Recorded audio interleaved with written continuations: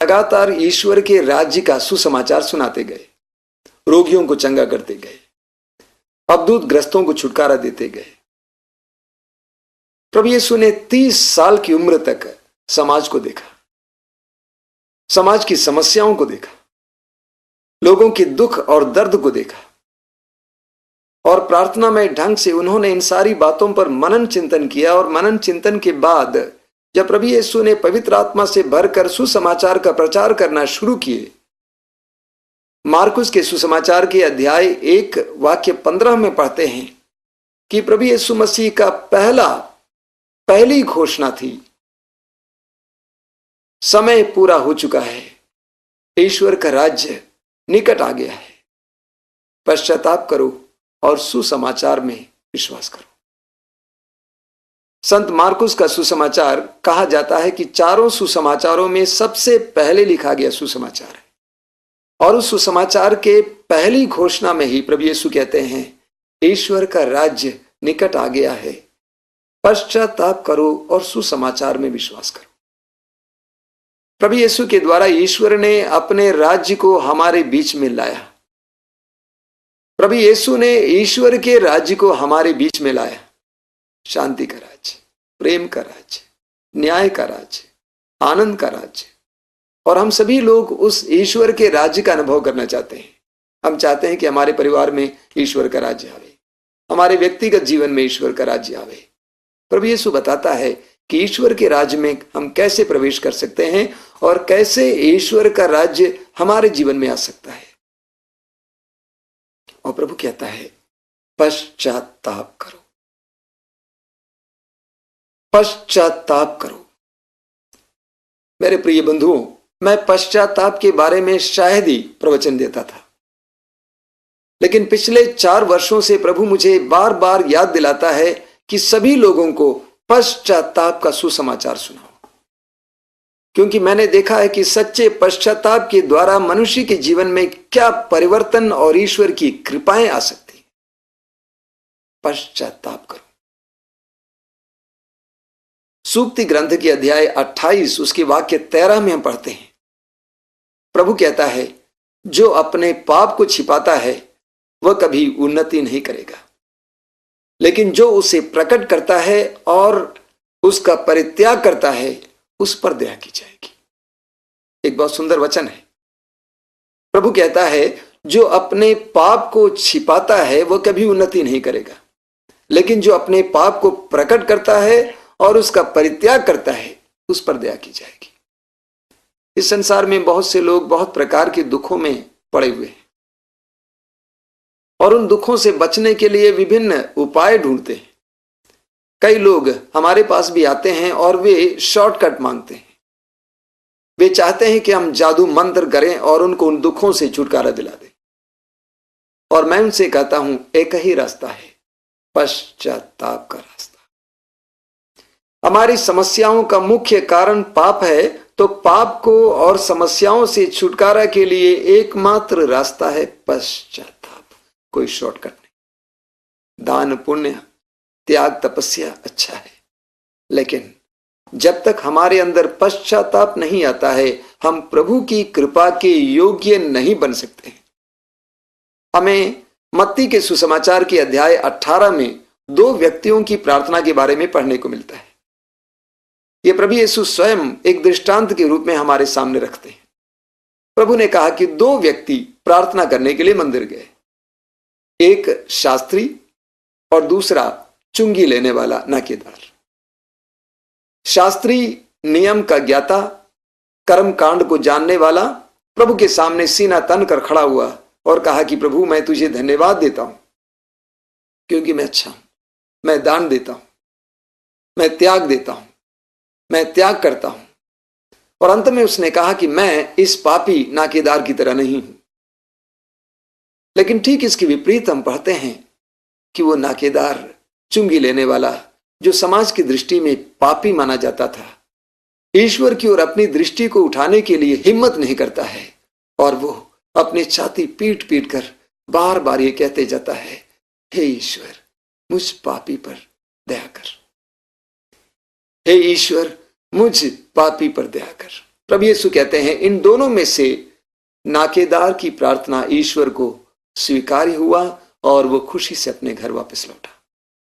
कितनी छोटी सी प्रार्थना है। उस चुंगी लेने वाले की प्रार्थना की खूबी क्या है?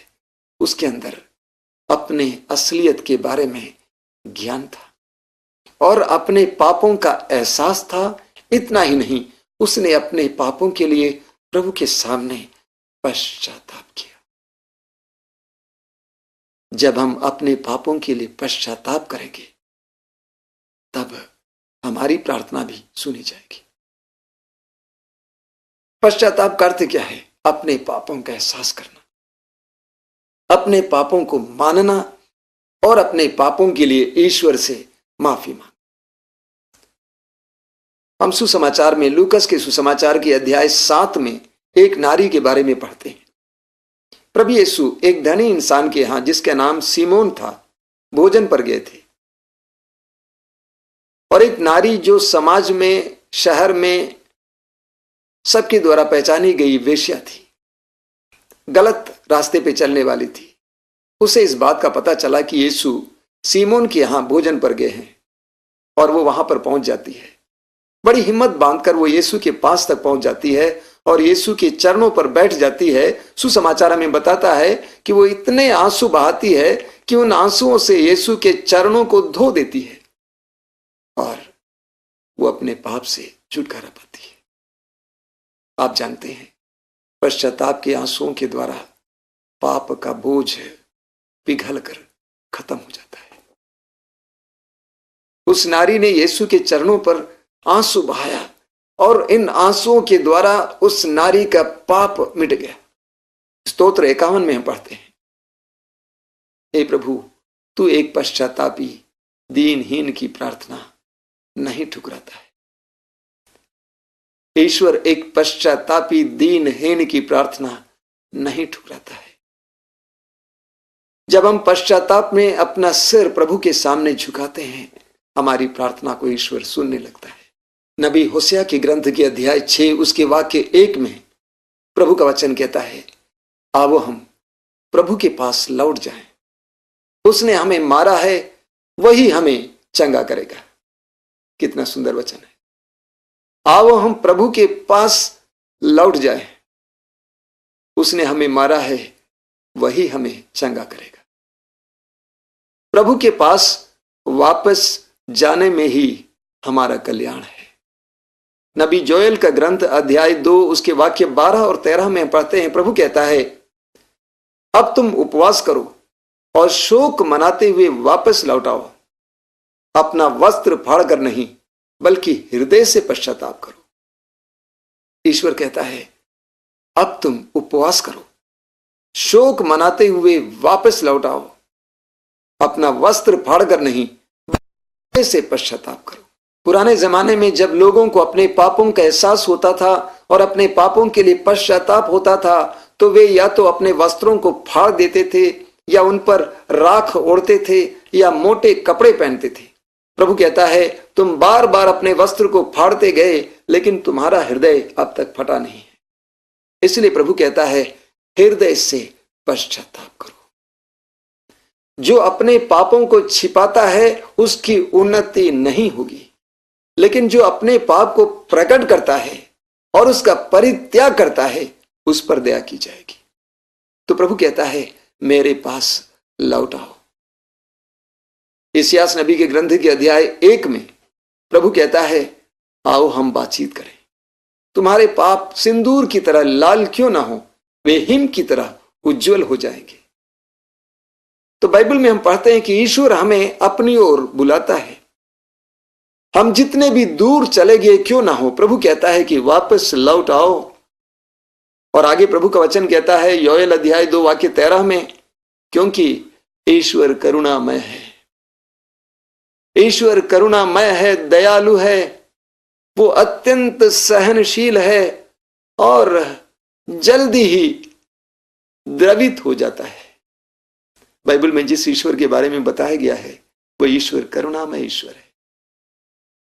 हमारा ईश्वर करुणामय ईश्वर है।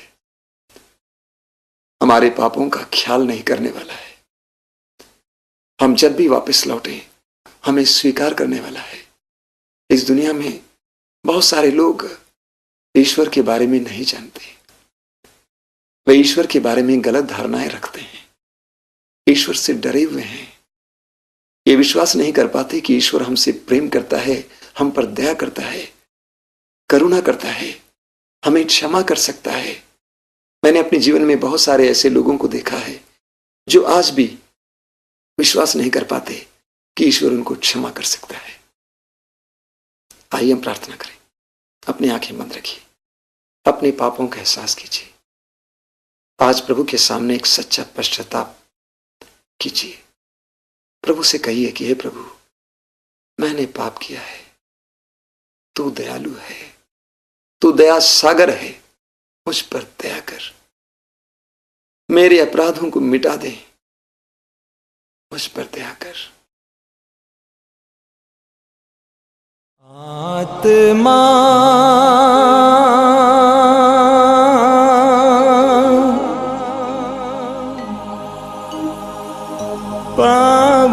पावनात्मा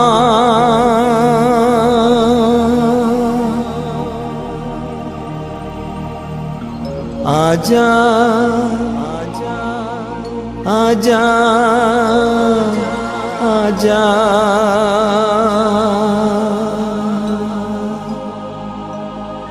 प्रेम की आत्मा, शांति की आत्मा,